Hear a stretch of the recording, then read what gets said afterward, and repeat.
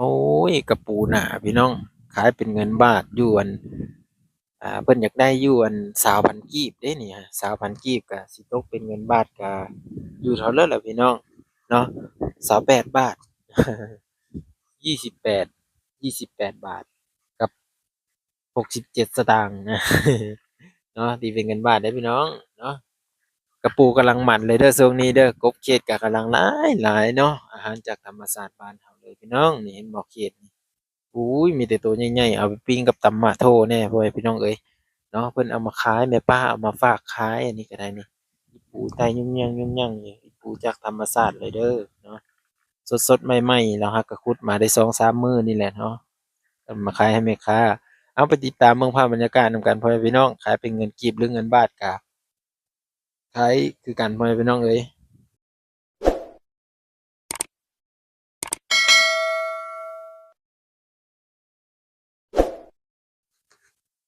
สบายดีพ่อแม่พี่น้องทุกคนสวัสดี FC ประเทศไทยและอยู่ต่างประเทศนำเนาะ มื้อนี้ก็บ่ว่างสิมาเว้าเรื่องการซื้อขายเนาะอยู่ที่บ้านเฮานี่แหละมื้อนี้ก็มีป้าเพิ่นเอากบเอาเขียดมาฝากขาย FC ทุกคนทุกท่านเพิ่นว่าหมดนี่เนาะหมดอยู่ในกระถางนี้เนาะก็หลายบ่น้อยก็สิติดโลก็บ่ฮอดโลดอกเนาะก็มีแต่เขียดหนาทุกคนเห็นบ่นี่เห็นบ่มีแต่เขียดหนาหมดเด้อเขียดหนานี่เพิ่นอยากได้อยู่อันน่ะ40 40,000กีบเนาะ ถ้าตีเป็นเงินบาทนี่ตกอยู่57.33สตางค์ทุกคนเนาะอันนี้ตีเป็นเงินบาทเนาะถ้าเป็นเงินกีบ40,000กีบเด้อพี่น้องเนาะแล้วก็เขียดน้อยเนาะเขียดน้อยเขาจะเอิ้นเขียดอิหยังน่ะมันจะคล้ายแบบเขียดมะนาวแต่ว่าเขียดน้อยๆอะนะทุกคนที่เขาเอาไปแกงไปนั่นน่ะนะเนาะเพิ่นยังได้อยู่10,000กีบ10,000กีบนี่คันเราไล่ตามเรตอันการแลกเปลี่ยนหรือว่าเรตโลกอะนะทุกคนธนาคารโลกก็คือจะได้อยู่14 14อ่า14บาทจุด33สตางค์เนาะเป็น10,000กีบทุกคนคันอยู่แถวบ้านเบาบ้างนี่จะได้อยู่20บาทเนาะ20บาทเป็นเงินกีบอยู่10,000กีบทุกคนมันก็จะแตกต่างกันไปเนาะบ่ว่ากัน FC ทุกคนทุกท่านยังมีอีกได้พี่น้องของเด็ดของเด็ดของดีหายากขุดจนว่าเลิกๆพู้นแหละเนาะขุดจนว่าเลิกๆฟังแต่ว่าเลิกๆระดับแมสเนาะระดับแมสหายากแฮงทุกคนนี่ก็คือกระปูนาหายากสุดเลยนะยามเนี่ยเพิ่นอาศัยไปหาขุดเอาเนาะอาศัยไปหาขุดเอาตามห้วยตามหนองตามห้องตามตะลุกเนาะให้หน้าเพิ่นหลายๆอยู่ทุกคนนี่ป๊าตัวแม่ป๊าเอ้ยเป็นตาหมันคักทุกคนอีปูนาปูหนีบอีปิตัวนี้จะเป็นปูหินเด้อทุกคนเด้อช่วงนี้ก็เป็นหวัดเป็นไอแน่พี่น้องเอ้ยนี่ตัวนี้จะเป็นปูควายเนาะปูควายหรือปูหินอยู่ตามพูนแหละบ่แม่นได้กับปูอะนะปูแดงบ่แม่นได้ต่างกันเนาะปูตัวนี้จะมักอยู่ตามมักขี้หินเนาะอยู่ตามห้องตามรุปแถวบ้านมาบังนี่จะอยู่พูนแหละรุปบ่อนเฮาไปหาปลาตัวนี้เนาะทุกคนหลายแห่งนี่โอ้ยตัวแม่ทุกคนอื้ออึ้งลึงเลยเนาะป้านั่นเพิ่นว่าภาคขายเนาะเพิ่นจะขายอยู่อันตัวนี้หัน20,000กีบเพิ่นว่าเนาะ20,000กีบนี่ถ้าไล่เป็นเงินบาทนี่ก็สิตกอยู่28.67สตางค์เป็นเงินกีบอยู่20บาทเนาะคันว่าซื้อขายตามบ้านเฮาก็สี่4040บาทเนาะ40บาทเป็นเงินอยู่3,000กีบนะทุกคนนี่เลยอันนี้จะเป็นกระปูเนาะกระปูหนาเลยเนาะไต้โคเกะอยู่นะเห็นบ่หลายแฮงเนาะกระปูนาเห็นบ่ยังอุดมสมบูรณ์อยู่พี่น้องยังพอได้หาอยู่หากินอยู่เนาะส่ำนี้แหละ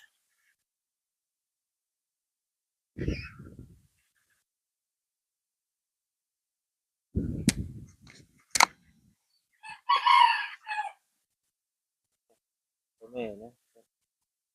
ตัวแม่ก็ใหญ่เลยนะ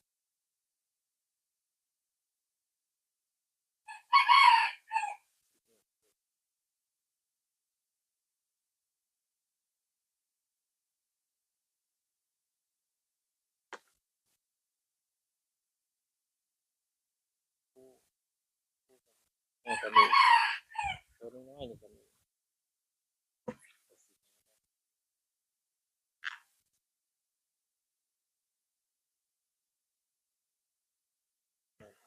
ประมาณนี้นะทุกคนแต่เพิ่นเอามาฝากขายเนาะแม่ค้าเพิ่นบ่ทันมาแม่ค้ากับมือเพิ่นมามื้อนั้นน่ะเด้ทุกคนมื้อที่บ่ว่างมันไปถ่ายเพิ่นอยู่อันแคมป์ทางค่ะต่อใส่อันคลิปที่บ่ว่างไปหาขายอันซีนงัวนั่นแหละเนาะแม่ค้าคนนั้นเลยเพิ่นก็อยู่เมืองสนนะเพิ่นก็อ้อมมาซื้อแถวเขตนอกเนาะคันสิว่ามันอุดมสมบูรณ์บ่มันก็อุดมสมบูรณ์บ้านเฮานะเนาะอุดมสมบูรณ์แบบใดในการหาอยู่หากินก็ยังพอหากบหาเขียดหาอั่นกระปูได้เนาะก็อุดมสมบูรณ์แบบนี้แหละทุกคนเนาะโดยอาหารจากธรรมชาติเนาะคันสิซื้อก็เงินบ่หลายเนาะหาเงินบ่ค่อยได้หลายแถวเขตนี่หั่นเขาจะนิยมกันหากบหาเขียดหากระปูหาปลาเนาะช่วงนี้ยังหาได้อยู่เนาะถ้าวิทย์เดือนนี้ไปนี่คืออาหารจำพวกนี้ก็เริ่มน้อยลงเนาะเริ่มน้อยลงแล้วก็ผู้คนก็จะเริ่มกินใบไม้ได้ละบัดนี้เนาะกินใบไม้คือได้กินผักหวานเนาะกินมดแดงอ่ามดแดงที่มันเป็นหังอันนี้ทุกคนมดแดงมดส้มมันนะที่มันอยู่ในถึงเขาจะเริ่มกินตัวนั้นบัดนี้เนาะ แต่ว่าในช่วงฤดูนี้ยังกินอาหารใต้ดินอยู่อาหารใต้ดินทุกชนิดเนาะยังยังกินได้ตัวนี้แต่ถ้าตกมาในช่วงฤดูสองฤดูหนึ่งเข้าไปแล้วแม่นสามสี่ห้าเข้าไปแหละคือเริ่มกินใบไม้ก็คือกินผักหวานเนาะผักหวานป่าทุกคนฤดูนี้ก็ยังอยู่ยังบ่ทันออกเนาะยังบ่ทันออกถ้ามันออกเขาก็จะเริ่มหาแล้วแหละเนาะเริ่มหา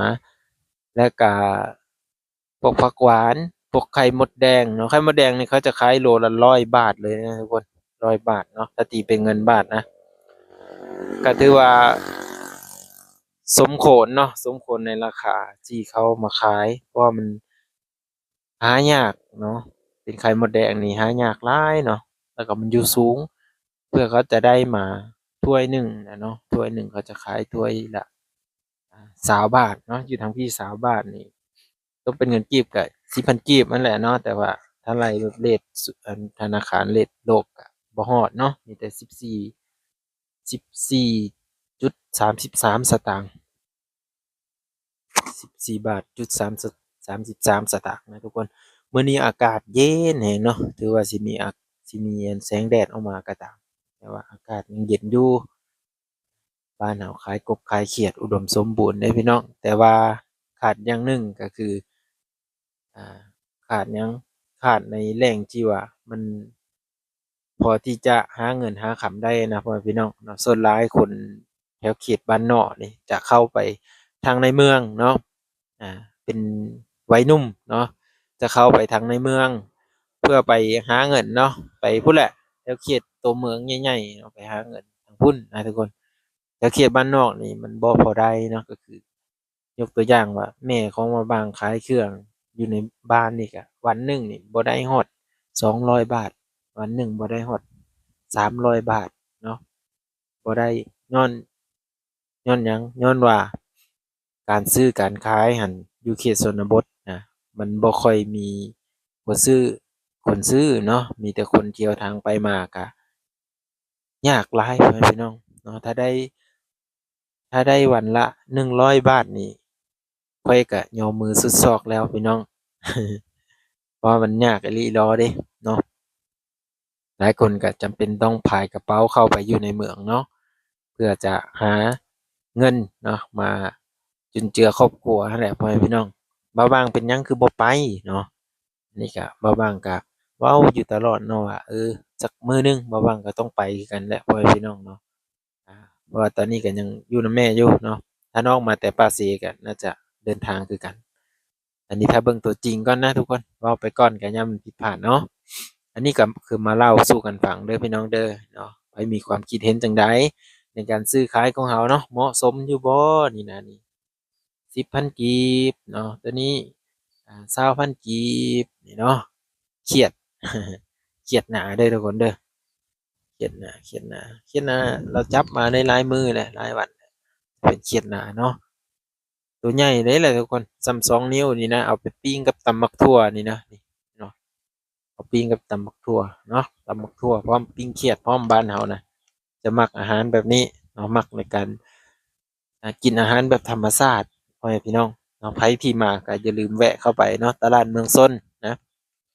มีอาหารธรรมชาติกบเขียดอิหยังนี่เนาะเขาจะเอาไปตั้งแต่บ้านบ่าวบางพี่แหละเนาะลงไปขายอยู่พุ่นเนาะแล้วก็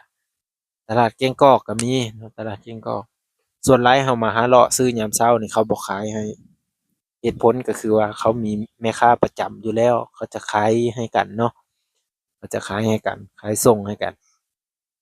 แต่ถ้าเขาไปขายให้ผู้อื่นก็ผู้แม่ค้ามาประจำเขาก็สิเสียใจแล้วก็เขาก็จะอ่าบ่มาซื้อนำแล้วก็ผู้ขายนี่ก็จะบ่ขายเนาะประมาณนี้นะก็เลยว่าต้องได้ยื่นกันทุกวันทุกวันประมาณนี้ทุกคนตามที่บ่าบางคิดนะเพราะว่าบ่าบางเห็นแม่ค้าคนอื่นมาเขาก็บ่ค่อยได้ขายส่วนหลายเขาก็ว่าบ่มีเนาะบ่มีบ่ได้ไปหาที่จริงแล้วเขามีอยู่แต่เขาจะขายให้แม่ค้าประจำเนาะ ทางที่ดีก็คือเข้าไปตลาดแล้วก็ไปซื้อเอาเลยใครที่มักอาหารแบบธรรมชาติเนาะหรือว่ารู้จักกับคนพื้นที่คนท้องถิ่นก็บอกให้เขาซื้อไว้ให้เนาะแล้วก็จะได้ส่วนหลายก็เขาบ่ขายให้ดอกทุกคนเนาะคือบ่หวังไปหาเลาะซื้อนี่โอ้เซิ้นเขาสิขายให้บ่มีทางมื้อนั้นเขาก็ว่าราคาสูงๆเราก็บ่สามารถซื้อได้เนาะแต่ก็เป็นกระปูนี่แหละเดือนนี้หันแม่นกำลังมันเลยทุกคนเนาะ เอาใครมีความคิดเห็นจังใดก็แสดงมาเด้อพ่อแม่พี่น้องขอบคุณที่รับชมและติดตามวิดีโอหน้าพบกันใหม่ทุกคนสวัสดีครับ